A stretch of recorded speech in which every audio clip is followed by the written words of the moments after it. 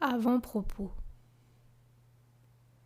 Peut-on vraiment mettre en mots quelque chose qui dépasse largement l'esprit humain et qui, en dernière analyse, se révèle indéfinissable et indescriptible?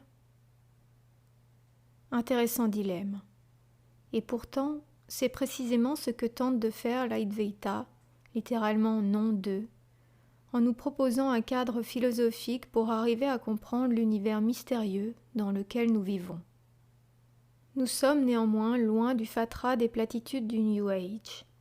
Cet enseignement reprend le message immémoriel que nous ont transmis les textes sacrés, la poésie, les voix des grands penseurs et mystiques, et ce depuis les origines de l'histoire. Quel est ce message? La révélation que toute chose, vous, moi, le monde tout autour et au-delà, est une manifestation du soi, qui est Dieu, le tout et l'un. Récemment, de manière assez ironique, une grande confusion s'est mise à régner concernant l'interprétation de l'Advaita. En effet, le panel des différentes écoles est de plus en plus étendu, depuis les puristes de l'Advaita traditionnel jusqu'à l'approche plus radicale du néo-Advaita, avec un certain nombre d'écoles entre les deux. L'Advaita traditionnel tire son enseignement des Upanishads ainsi que du grand maître indien Shankara. Il affirme qu'il est nécessaire de suivre une voie, même si celle-ci n'est qu'apparente, si l'on veut arriver à découvrir l'essence de notre être véritable, ce qui permettra de s'éveiller au soi. Des pratiques étayent cette recherche, notamment l'étude des textes sacrés, la méditation, le lâcher-prise et l'auto-examen. Le néo-Advaita, dont Tony Parson est le plus grand représentant, professe, lui, qu'il n'y a pas de voie. Vous êtes déjà ce que vous cherchez. Vous êtes cela. Qui a raison? La réponse est que ça dépend. L'Advaita traditionnel est dans le vrai en ce qu'il s'adresse à l'aspirant, encore englué dans son ego illusoire. Dans le même temps, il s'enlise parfois dans des théories hindouistes compliquées, et se trouve empêtré dans une hiérarchie obsolète de gourous.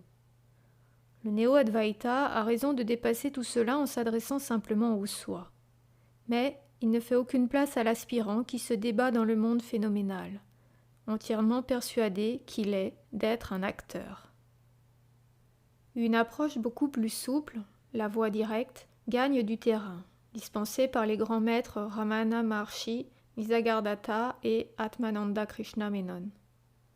Elle part de l'idée que nous sommes le soi, tout en suggérant des techniques simples, comme de suivre un raisonnement logique rigoureux, pour aider à déconstruire l'ignorance qui obscurcit notre nature divine. De nos jours, elle s'exprime par les voix de Greg Good et de Francis Lucille.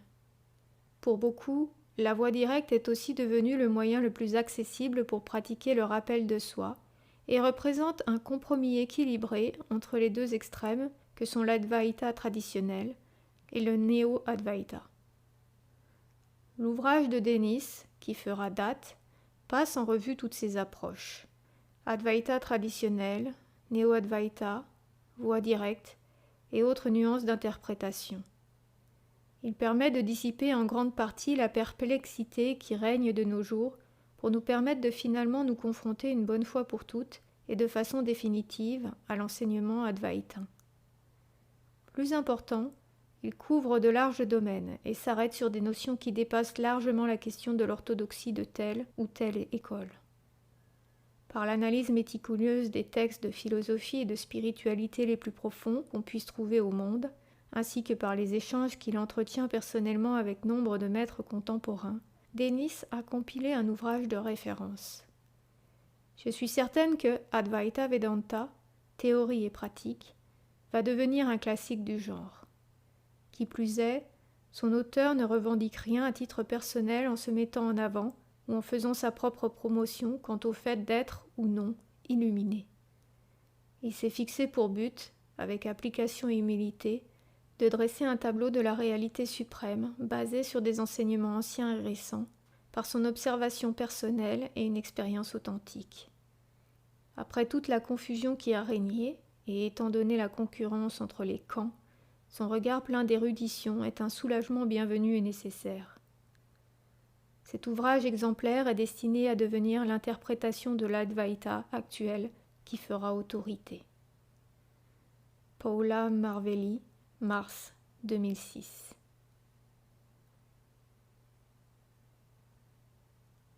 Préface.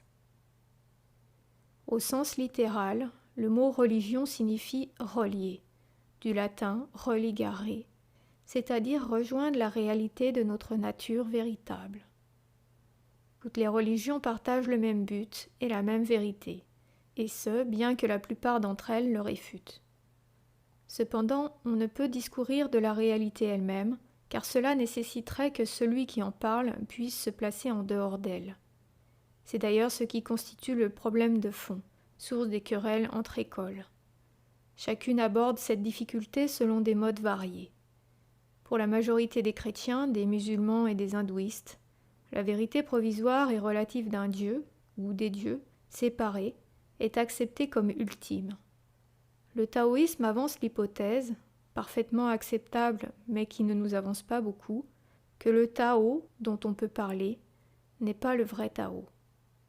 Le bouddhisme zen a recours au koan pour inciter l'esprit à reconnaître qu'il est impossible de concevoir la réalité et pour déclencher ainsi une compréhension intuitive.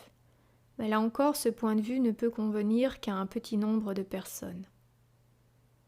La philosophie, elle, est une approche laïque qui utilise la raison et la logique pour s'interroger sur le sens de la vie et questionner la nature de la réalité.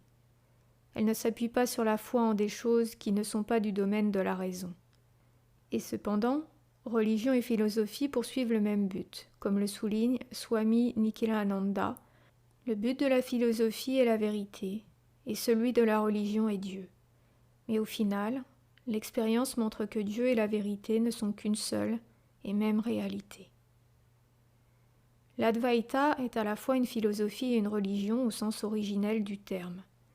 C'est une des rares écoles à proposer une approche par étapes adaptée à pratiquement tout le monde, sauf ceux qui refusent d'y prêter l'oreille. Il existe une voie dédiée à ceux qui souhaitent suivre uniquement des raisonnements logiques pour saisir la nature de la réalité, et une autre voie pour ceux qui cherchent un Dieu personnel à qui confier leur tracas quotidien. Quelle que soit la personnalité ou la situation de la personne, on lui proposera une stratégie adaptée. L'Advaita procède par le biais de modèles ou de métaphores présentant ce que l'on peut considérer comme divers niveaux de réalité. Pour commencer, l'aspirant, novice spirituel, apprendra que le niveau ou l'approche le plus grossier représente la vérité. Puis à mesure que sa compréhension s'accroît, on lui démontrera la fausseté de cette fiction provisoire et on la remplacera par une nouvelle image, plus subtile. Pour finir, chaque nouvelle représentation se trouvera réfutée, puisqu'aucune d'entre elles ne pourra jamais se révéler objectivement vraie. Cet abandon progressif des points de vue les plus grossiers permet de rejeter une à une les idées fausses et l'ignorance, puisque c'est bien l'ignorance qui empêche une appréhension intuitive de la réalité. En présentant des citations tirées des textes sacrés et des écrits de maîtres contemporains, le présent ouvrage décrit ces techniques et montre comment elles sont utilisées pour nous mener sur les rives de la compréhension. Ensuite, nous n'avons plus qu'un tout petit pas intuitif à faire pour atteindre l'éveil, plutôt qu'un impossible saut par-delà l'océan d'ignorance qui attend les aspirants ayant choisi de suivre d'autres voies, plus sombres, au cheminement obscurci par le dogme ou une mauvaise compréhension. L'Advaita, puisqu'elle est la réalité non duelle, révèle nécessairement la vérité essentielle de toutes les religions. Selon Paula Marvelli, dans toutes les religions et les croyances, on rencontre un cœur ésotérique, une croyance mystique que « je suis » est bel et bien synonyme de Dieu. Gandhi enseigne que, si la même divinité constitue le noyau de tous les individus, ils ne peuvent être qu'égaux. De plus, la divinité d'une personne ne peut en aucune façon être injuste envers la même divinité se trouvant dans une autre personne. Certaines paroles bibliques, notamment celles que Dieu adresse à Moïse, « Je suis ce que je suis », ou celles du Christ, « Le royaume de Dieu est en vous », expriment la vérité fondamentale de l'Advaita, à savoir la réalité non duelle de Brahman. Contrairement aux affirmations d'une récente série d'émissions télévisées, la vérité n'est pas au dehors. Ceux qui cherchent Dieu n'ont pas besoin de regarder éternellement vers l'extérieur, à accumuler des découvertes sur l'univers ou des spéculations sur la nature des cieux. Il s'agit plutôt de se retourner pour regarder vers soi-même. On lit, dans la Kena Upanishad, de temps en temps une âme intrépide en quête de l'immortalité a regardé en arrière et s'est trouvée elle-même. Ce qu'il faut, c'est une quête intérieure, un retour vers la réalité qui demeure à l'arrière-plan de notre existence. Introduction. C'est une chose curieuse. La vérité sonne à la porte et vous lui dites « Allez-vous-en, je cherche la vérité ». Et alors elle repart. Curieux. Robert Pirsig. Le sujet de ce livre est la vérité. La vérité sur qui nous sommes, sur la nature du monde et sur la réalité.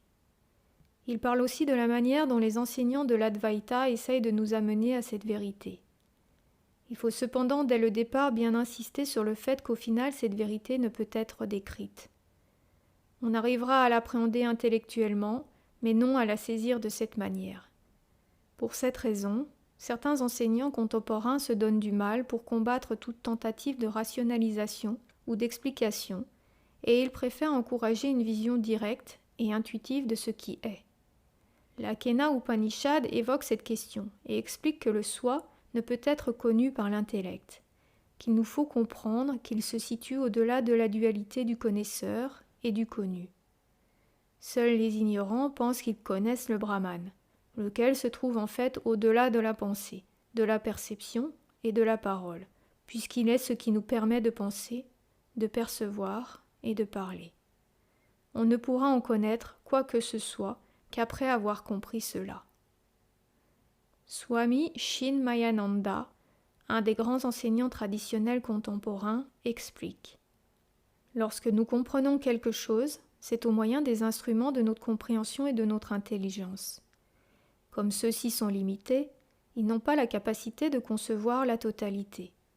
Les mots ne peuvent exprimer que ce qui a forcément déjà été saisi par notre intelligence. Par conséquent, comme nous l'avons déjà noté, la vérité exprimée ne peut être qu'une vérité limitée ou conditionnée.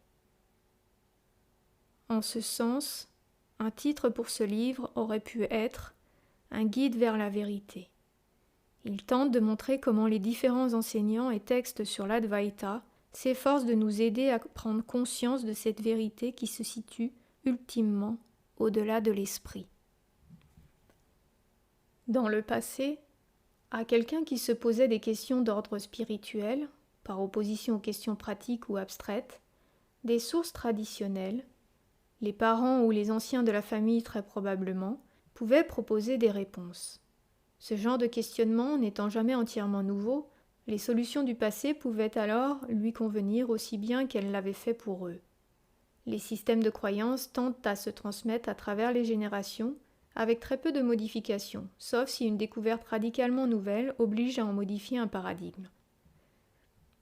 Si par nature cette personne rejetait l'autorité familiale, elle pouvait se tourner vers un enseignant ou un membre plus âgé de sa communauté, quelqu'un de plus érudit et ou expérimenté. En l'absence de réponse satisfaisante, le recours ultime, cependant, se serait trouvé dans le représentant local de l'Église, de la mosquée, du temple ou de l'équivalent. Les gens considéraient que les enseignants religieux connaissaient tout de ces sujets. L'Église rendait ce savoir accessible à ses fidèles. Ce savoir lui-même venait de Dieu, qu'il avait communiqué par des moyens divins dans un lointain passé, pour être ensuite transmis par les gardiens autorisés de la foi, et mis à jour quand nécessaire au moyen de révélation. La plupart des gens ne remettaient pas cela en cause. Ils étaient croyants, parce qu'il n'y avait pas d'autre source pour trouver ce type d'accompagnement, et donc peu de dissidents pour questionner les fondements de la croyance. Même si l'on souffrait parfois sans raison évidente, la majorité acceptait tout simplement de considérer que c'était dans l'ordre des choses. Les progrès de la science sont venus saper cet édifice. L'Église pouvait bien affirmer catégoriquement que la Terre se trouve au centre de l'univers et que le Soleil et la Lune tournent autour, mais une fois que les télescopes et les mathématiciens eurent démontré que c'était faux, il a fallu lâcher du lest. Les vérités proclamées comme littérales ont dû au mieux être transposées en métaphores, au pire abandonnées totalement.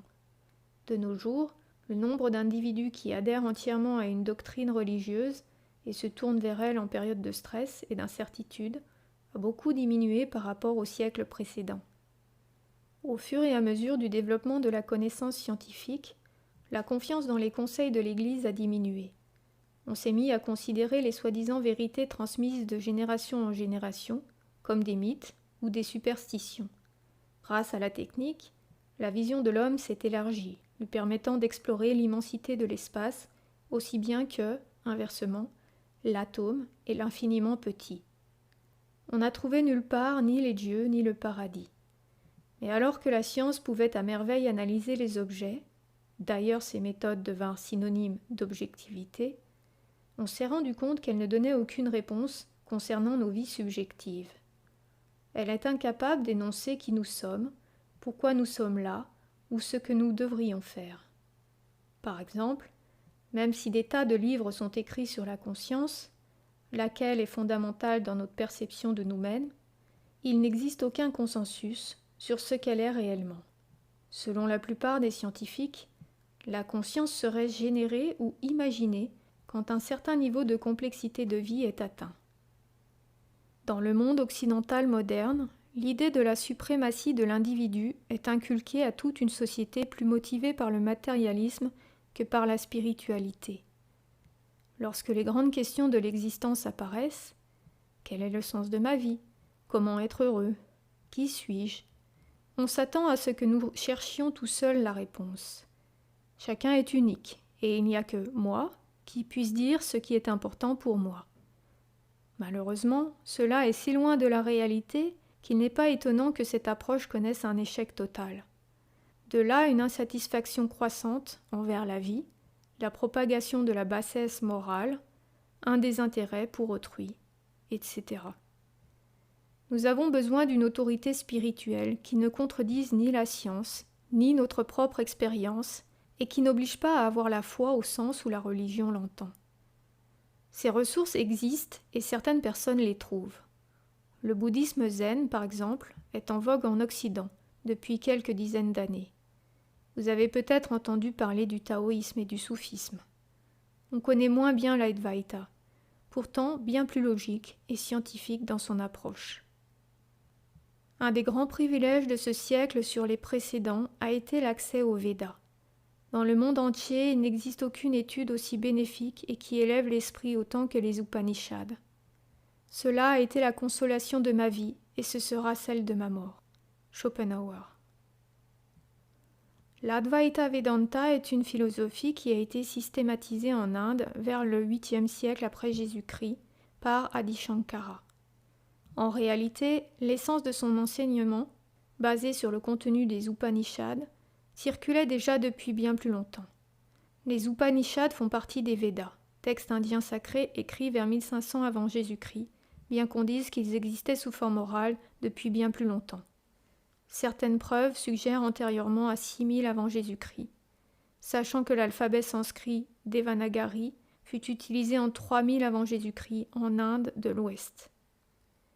Les Védas sont composés en tout premier lieu de rituels et d'hymnes, consacrés aux divers dieux de ce qui deviendra la religion hindoue. Les Upanishads se situent principalement dans les dernières parties des Védas, appelées aussi le Vedanta, c'est-à-dire la fin ou le point culminant, Anta en sanskrit, des Védas.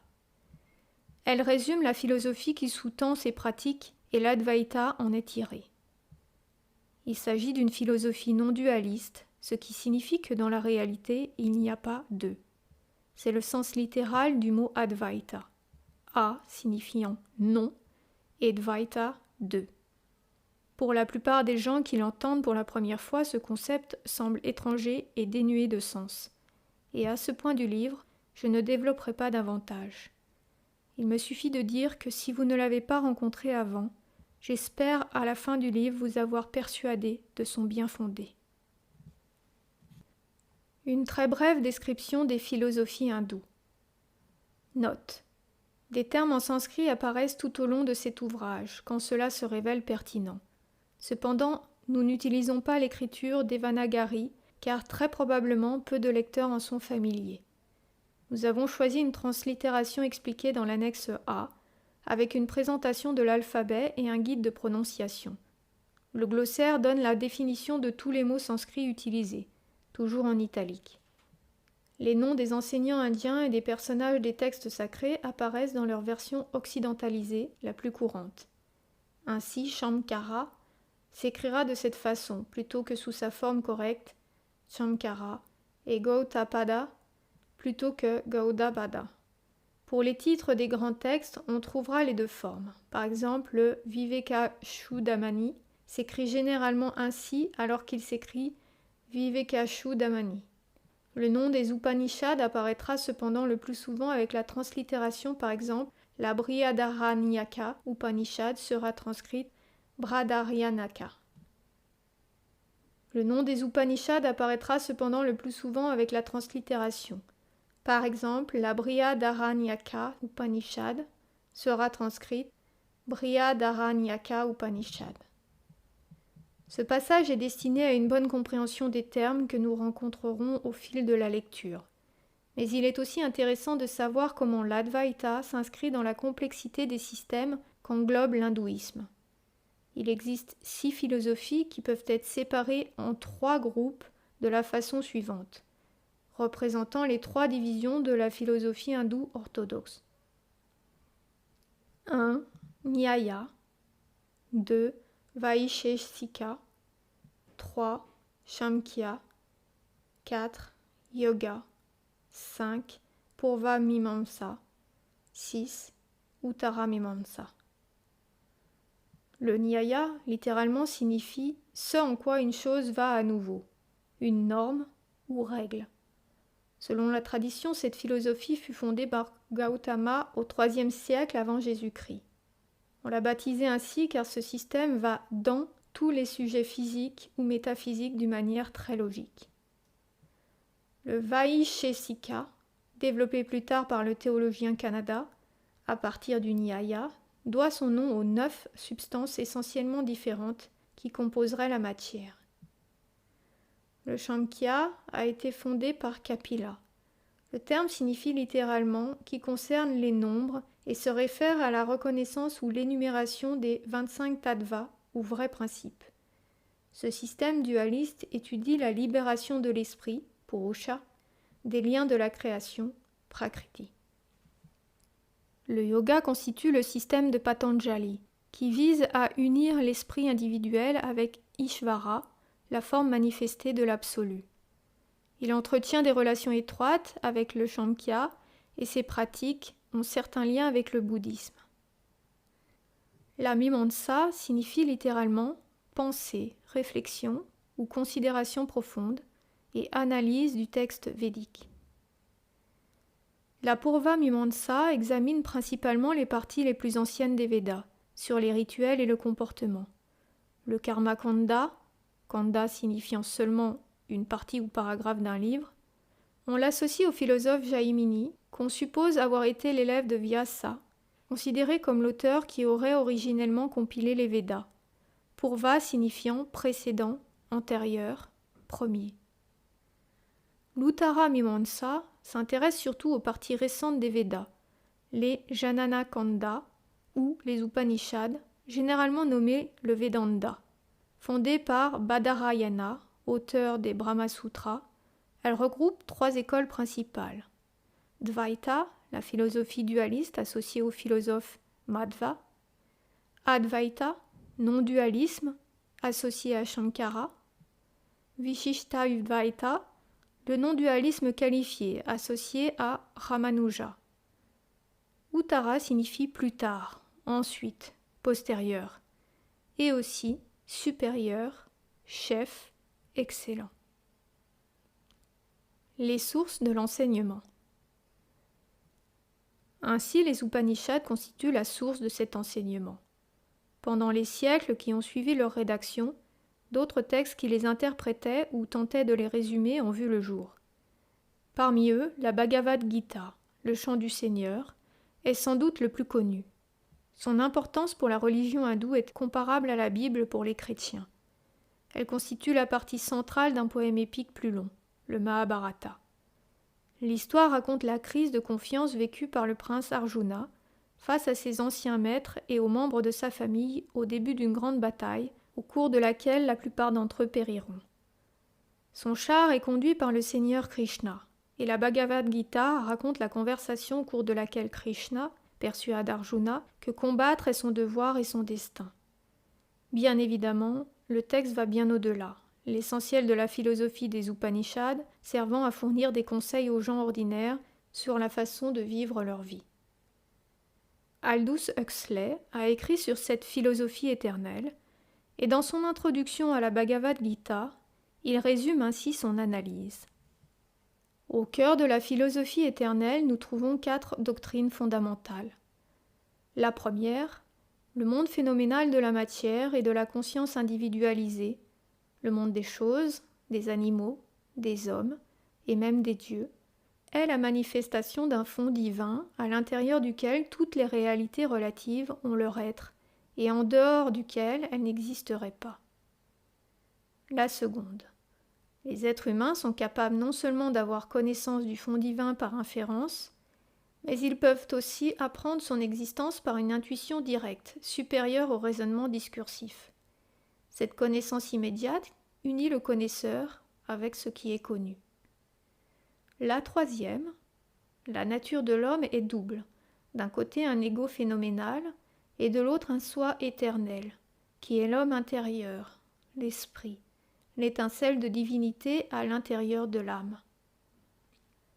Il est possible à un homme, s'il le désire, de s'identifier à l'esprit, et par conséquent avec le fond divin, dont la nature est identique ou semblable à celle de l'esprit.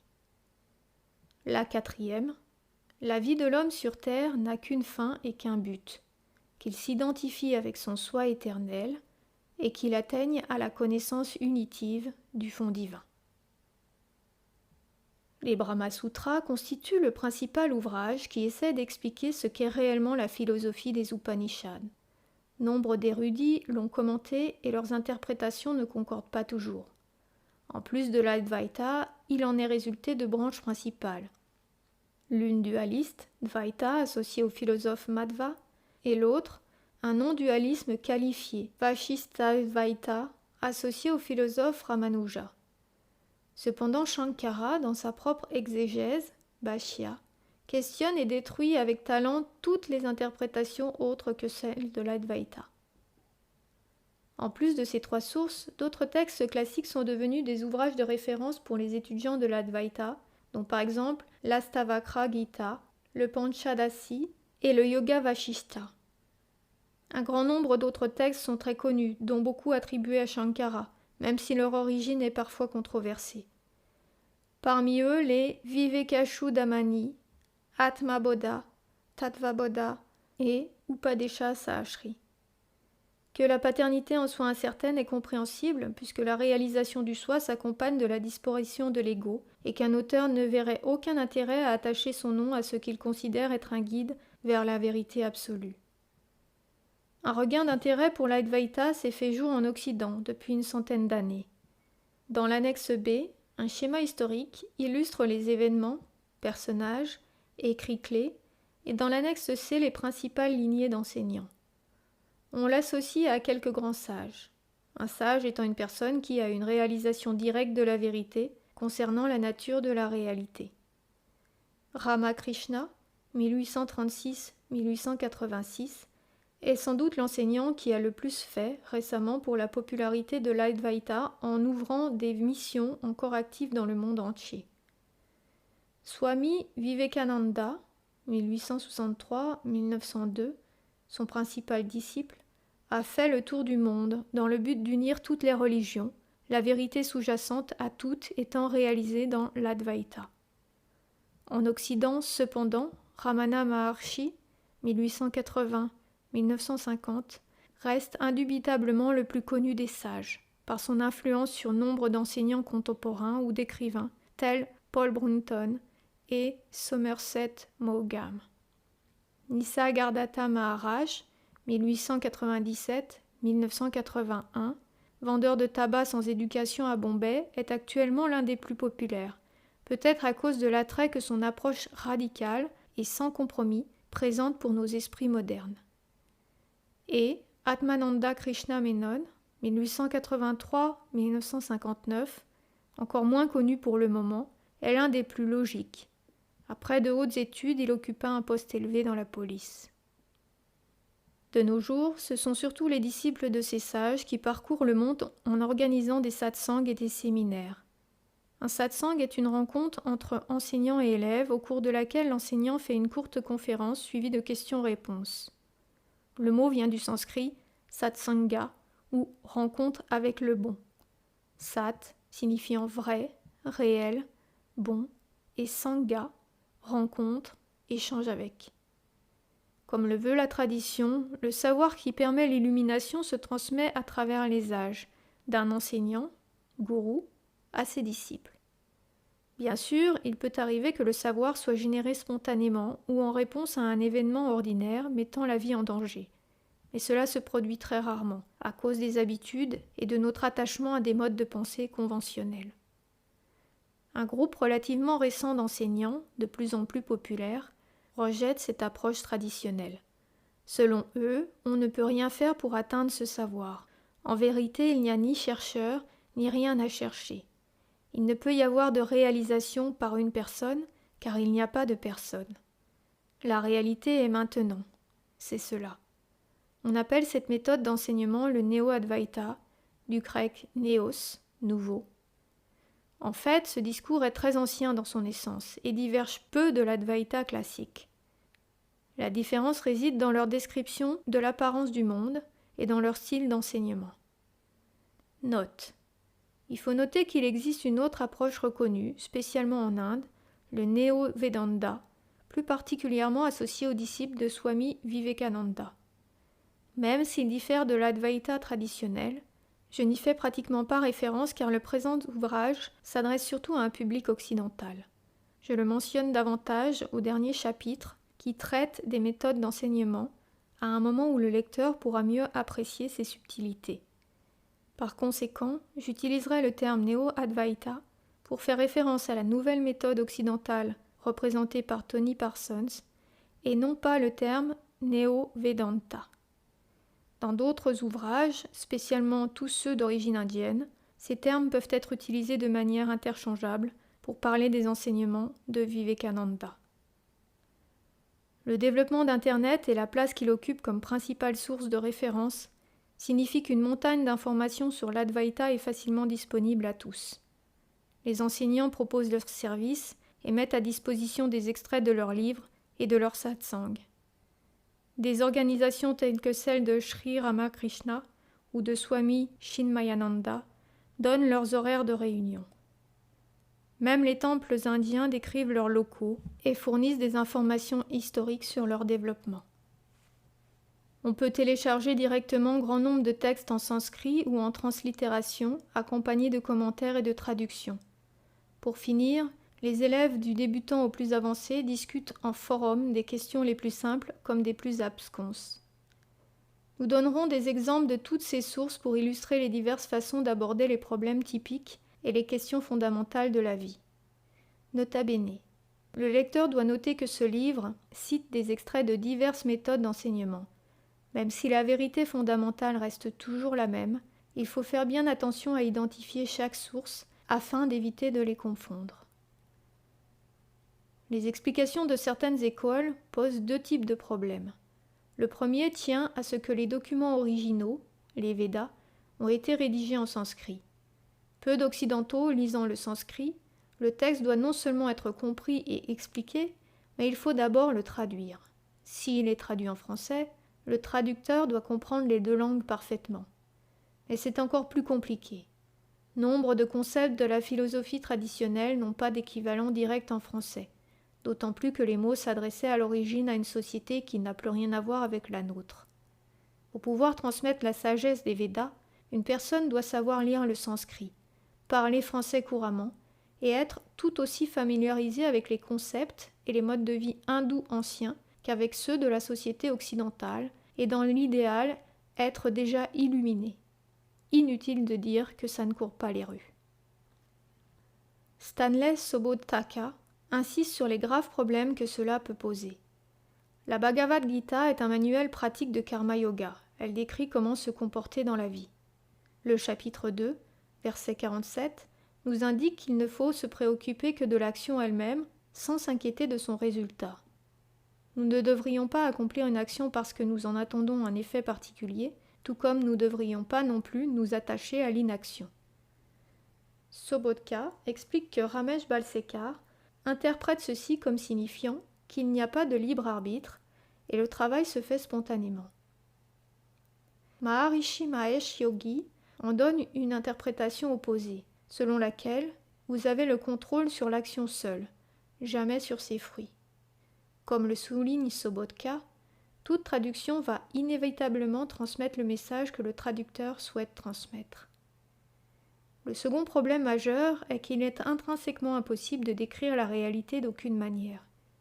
Comme cela deviendra clair plus loin dans le livre, celui que nous sommes vraiment est le sujet ultime, celui qui rêve l'univers. À l'évidence, ce sujet ne peut être abordé objectivement, sinon il ne serait pas le sujet ultime. Par conséquent, les enseignants doivent présenter la vérité indirectement, en ayant recours à des histoires et à des métaphores, et même en utilisant des demi-vérités à certaines étapes du cheminement vers la compréhension. Ce qui est une demi-vérité, utile à un élève, sera une absurdité qui n'apportera aucune aide à un autre. C'est l'éternel problème de l'enseignant que d'être capable de juger où en est l'étudiant dans sa compréhension et de l'accompagner à partir de là. C'est la raison pour laquelle un gourou vivant est nécessaire, afin de répondre aux questions en face à face. En lisant un livre ou en écoutant l'enregistrement d'une conférence, on ne reçoit qu'un point de vue particulier, adressé à un étudiant donné. Cela peut faire écho ou non. Même la méthode d'expression est cruciale. Une personne peut apprécier la logique et l'analyse intellectuelle alors qu'une autre doit recevoir des encouragements pleins de compréhension et des conseils pratiques. Certains tirent bénéfice de l'étayage que procure un dieu personnel, d'autres de la prise de karaté d'un koan zen. D'un point de vue ultime, la vérité est une, et tout ce qu'on peut dire d'autre n'est qu'apparence, utilisant un langage nécessairement objectif et dualiste. Ce qu'il faut, c'est trouver un enseignant dont les mots et le style provoquent un déclic, avec son propre mode de fonctionnement mental. Ce livre a pour but de présenter des extraits d'enseignements traditionnels et modernes, dans des styles d'une grande variété, dans l'espoir de provoquer ce déclic. On voit aussi certains enseignants contemporains s'éloigner des textes sacrés traditionnels ou même s'en passer. Cela va dans le sens, dans nos sociétés occidentales, de cette tendance de l'individu à vouloir un résultat maintenant, à réclamer le mot de la fin en évitant les phases intermédiaires, spécialement quand on sait que de toute façon elles ne sont que provisoires. Beaucoup d'élèves ne s'intéressent plus à l'étude des Upanishads, qui sont étrangères à l'esprit occidental, et la plupart ne souhaitent certainement pas apprendre le sanskrit. Pour cette raison, de nombreux enseignants eux-mêmes se trouvent aussi dans cette position. Malheureusement, cela veut dire qu'il n'y a aucune compréhension de fond des axiomes ultimes de l'Advaita. Le grave danger est que les étudiants aient l'expérience mais en ratent la signification, comme le dit T.S. Eliot dans ses 4 quartets. À l'heure actuelle, il semble que lors de leurs réunions, bon nombre d'enseignants assurent plus une séance de psychothérapie qu'une recherche spirituelle de la vérité. C'est malheureusement ce que semblent demander beaucoup d'élèves. Mais cela n'est pas l'Advaita. Nous allons comparer et distinguer ces diverses approches, dans l'intention de proposer une présentation impartiale des meilleurs enseignements disponibles, notamment les textes originaux, Rashtana Traya, Amrita Bindu, Atma, Brihadaranyaka, Chandogya, Isha, Kata, Kaushitaki, Kena, Maitri, Mandukya, Muktika, Mundaka, Narada Parivrajaka, Prashna, Sarvasara, Shvetashvatara, Taittiriya Upanishad, Smrti, Bhagavad Gita, Nyaya Prasthana, Brahma Sutra Bhashya. Commentaires et travaux postérieurs. Aparokshanubhuti, Ashtavakra Gita, Atma Buddha, Bhaja Govindam, Rikshya Viveka, Pankadashi, Vedanta Sara, Sarva Vedanta Shidanta Sarashamgra, Tattva Bodha, Yoga Vashishta, Upadesha Shashri, Viveka Kudamani, Yoga Sutra de Patanjali. Sage et auteur historique. Gautapada, Patanjali, Sanananda, Shankara, Vidyaranya, Vyasa. Sage enseignant des temps récents.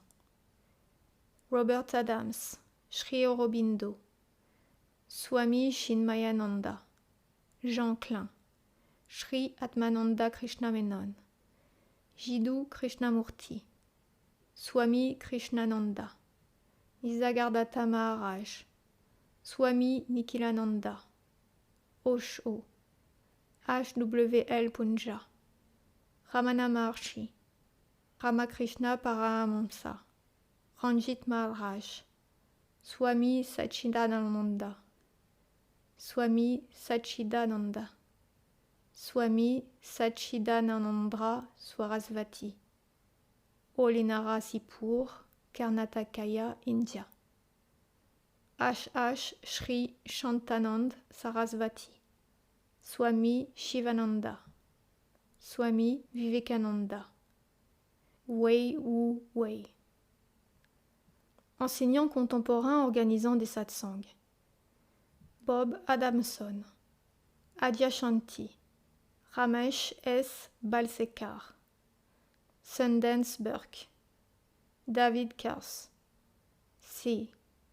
Cathy Davis, Gangaji, Nathan Gill, Bert Harding, Leo Hartong, Chuck Illig, Unmani Lisa Hyde, Catherine Ingram, Walter Kiers, Jan Kershot, Jan Queron, Brian Lake and Naama Livni, Gina Lake, Hans Laurentius, Roger Linden, Wayne Licorman, Francis Lucille, P.T. Misselberger, Nirmala, Tony Parsons, Robert Powell, Karl Renz, Justus Kramer Shippers, Isaac Shapiro, Alexander Smith, Aja Thomas, Madhukar Thompson,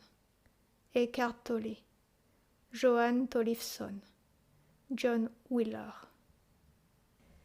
Autres enseignants et auteurs. Monica Alderton, A.J. Alston, Amber, Daniel Harin, Atta Gracin, Pujya Swami Atmananda, Sri Atmananda Sarasvati, Ramakrishnan Balasubramaniam, Dr. Hubert Benoît, Bhaskar, Chandrasekhara Bharati, James Braha, Swami Buddhananda, Thomas Byram, Chandi, Ram Chandram, Swami Shidbhavananda, Tanya Davis, Swami Dayananda, Anthony Demelo, Elliot Deutsch, Eknath Easwaran, Swami Gambirananda, D.B. Ganguly, David Godman, Dr. Gregory Good, Bina Gupta, Stephen Harrison, Hans Eimer, Chuck Illig, Anand Udley, Aldous Huxley, Alan Jacobs, Swami Jagadananda, Jagmohan, David Jennings, Sri Karapatra Swami, Dr. A.G. Krishna Warrior, Professeur V. Krishnamurti, U.G. Krishnamurti, Balakrishna, Kumtekar, Balakrishna Kumtekar, Stig Lundgren, Dr. Harsh K. Luthar, Swami Madhavananda, Shakindra K. Mujumdar, Paula Marvelli, Juan Mascaro, A.R. Natarajan, J. Mazo, Mark McCoskey, K. Padmanabha Menon, Jok Milan Sen, A. Devaraja Mudaliar, Bitika Mukherjee, Govinda Gopal Mukhopadhyaya, Gumuluri Murthy, Muruganar, Suri Nagama, Shitarajan Naik, Manatanil Nair, Sean Nevis, Swami Nityasvarupananda, Wendy Doniger O'Flaherty, Archer Osborne, Swami Paramananda, A. Parthasarathi, Dr. Ramanand Prasad, Swami Muni Narayana Prasad, Chris Kilkey, S. Radhakrishnan, Anantanand Rambachan, Professeur A. Ramanathan, Sri Ramanananda Sarasvati,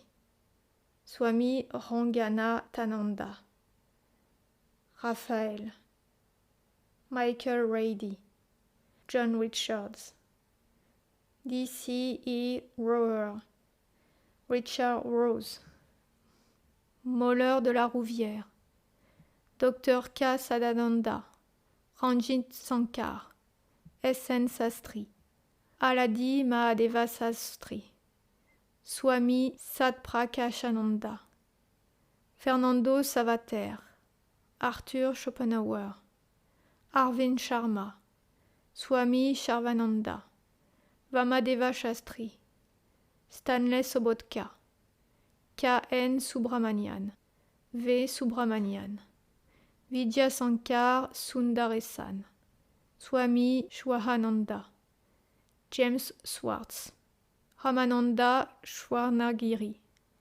Swami Tapasyananda, Swami Tadvananda, Paul Tillich, Nitin Tracy, Swami Tyagitananda, Swami Venkatesananda, T.N. Venkataraman, Andrew Vernon, Swami Viditatmananda Sarasvati, Swami Vimuktananda, Alan W. Watts, Roy Wenari, Wu, Charles Wickner, Ken Wilber, Stephen Wingate, Ananda Wood.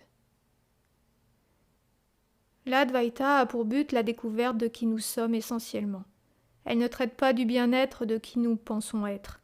Par conséquent, ces pages ne contiennent rien concernant la réalisation personnelle, le soi étant déjà parfait et complet, ou la façon d'acquérir richesse ou santé, choses ne concernant que le corps ou la personne, et nous ne sommes pas ces choses.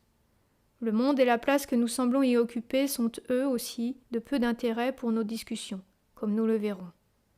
Le présent ouvrage s'organise selon un parcours logique présentant la philosophie de l'Advaita. Nous commencerons par qui nous semblons être et les problèmes que nous semblons avoir, pour ensuite questionner notre nature véritable et celle du monde et de la réalité. Des extraits des sources ci-dessus aideront à expliciter ces aspects. Le dernier chapitre traitera spécifiquement des présupposés et des styles des trois techniques principales d'enseignement, Advaita traditionnel, voie directe et Néo-Advaita. Résumé. À la fin de chaque chapitre se trouve un court résumé où j'essaye de regrouper les points clés de chaque thème traité. La science a peut-être relégué la religion au rang de superstition, mais elle ne propose aucune réponse aux questionnements fondamentaux de la vie. L'Advaita apporte des réponses qui ne contredisent ni la science ni notre propre expérience. Elle est tirée des Upanishads, des écritures védiques, et signifie « non de ». Enseigner l'Advaita est ardu. D'une part à cause de l'obligation d'interpréter les textes sacrés pour un public occidental moderne, et d'autre part car on ne peut connaître la vérité. On peut seulement être guidé vers elle. La diversité des individus exige des méthodes et des enseignants différents. le langage est nécessairement dualiste.